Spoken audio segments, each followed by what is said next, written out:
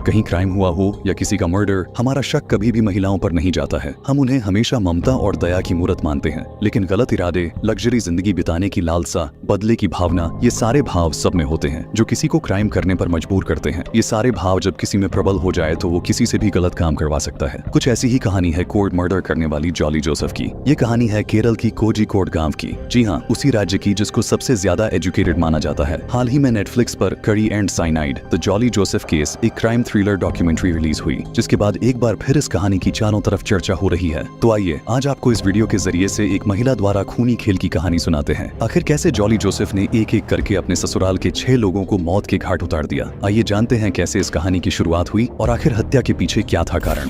Kerala police के लिए ये पहली बार था जब 6 पीड़ितों के अवशेष एक ही दिन में उनकी कब्रों से बाहर निकाले जा रहे थे। इस सब के पीछे की मास्टरमाइंड है एक महिला जिसका नाम है जॉली जोसेफ।